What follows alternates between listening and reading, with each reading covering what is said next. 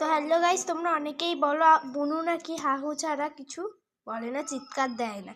তো একটা ভিডিও আমি দেখাচ্ছি, সেইটা দেখো শুধু। বাবা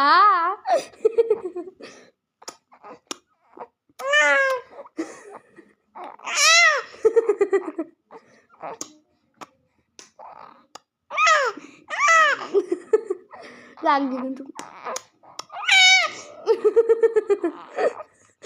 তুমি পাগবো না না